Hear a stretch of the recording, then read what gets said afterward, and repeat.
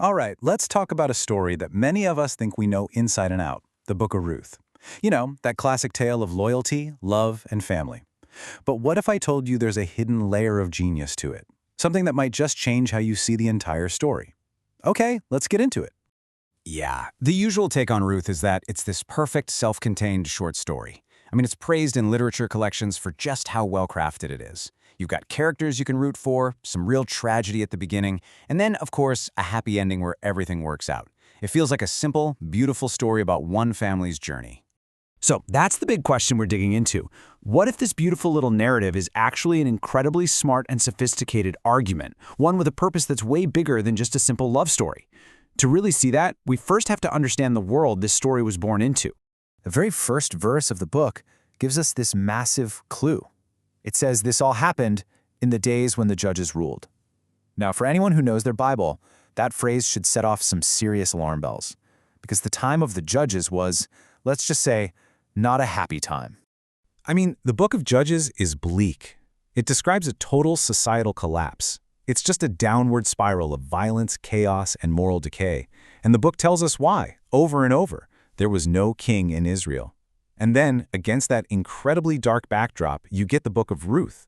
It's this small, quiet, intimate story about loyalty and kindness. It's like a single candle lit in a pitch-black room. And right at the center of this little flicker of hope is a really unlikely hero. Someone who, by all accounts, had no business even being in this story. The book is named after Ruth, and the author makes it crystal clear she is a Moabite. She is not an Israelite. To the original audience, this would have been a huge flashing neon sign. She's a foreigner, an outsider from a neighboring nation that was sometimes an enemy. But just look at what she does. Even though she's a foreigner, she pledges this undying loyalty to her Israelite mother-in-law, Naomi. She completely dives in, embracing a new people and a new faith. And what we get is this incredible picture of a foreigner not just being accepted, but being blessed and becoming a totally essential part of the community's future. Now, for the story to get to its happy ending, the characters have to figure out this very specific, and let's be honest, kind of confusing legal custom. It's the engine that drives the entire second half of the book. And here's where it gets really interesting. The custom they follow in Ruth isn't a perfect one-to-one match with any single law in the Hebrew Bible. You've got the Levirate law, which is about a brother marrying his brother's widow to carry on the family name. And then you have the kinsman redeemer, or Goel, whose job it is to buy back family land that was sold. What happens in Ruth is like a unique mashup of both ideas. The closest relative has to buy the land and marry the widow. It's a package deal. So the really crucial point here is that they weren't just checking a box on some written rule. Boaz and the others are living out a specific cultural custom that combined the spirit of these different laws, all to preserve both the family land and the family name. And it's this unique legal twist that unlocks the entire resolution of the story. And that brings us to the very end of the book. The story wraps up, Ruth and Boaz have a son, and then the book just keeps going with this list of names. And for a long, long time, this ending has really baffled people. You know, the popular scholarly opinion was that this genealogy just feels tacked on. It's a list, not a story. Many folks saw it as this clumsy appendix that was added later, something that kind of ruined the artistry of this perfect little tale. But let's just flip that whole idea on its head. What if this so-called clunky list of names isn't an afterthought at all? What if it's actually the punchline the entire story has been building up to? So let's look at the list. The genealogy traces this direct line. It starts way back with an ancestor named Perez.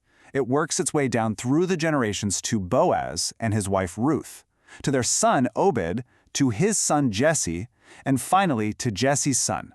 The very last word of the book is David, as in King David. And suddenly, it all clicks into place. This was never just a charming story about one little family.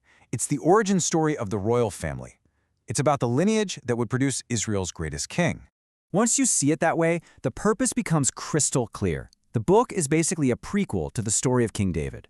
It's showing how God was quietly working behind the scenes through famine and loss and everything else to forge the royal line. It serves to legitimize David's kingship, and is the perfect answer to the chaos of Judges, remember? That book was all about how terrible things were because there was no king. Well, Ruth comes along and says, don't worry, a godly king is on the way.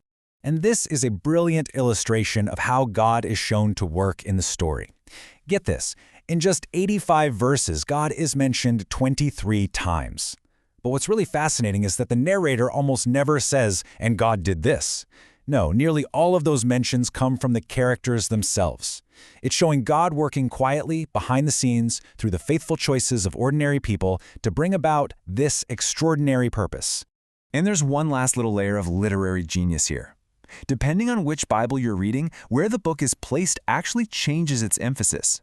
In most Protestant Bibles, it comes right after Judges.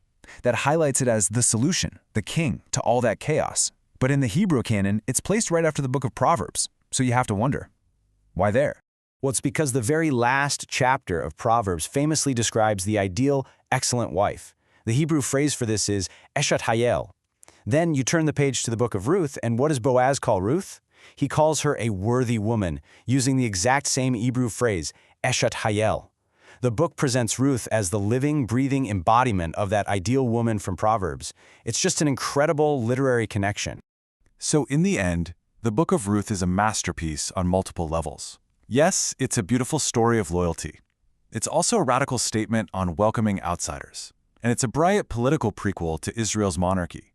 Which really just leaves us with this question. How does knowing it was all designed to point to the coming of a king change how you'll read this simple story next time?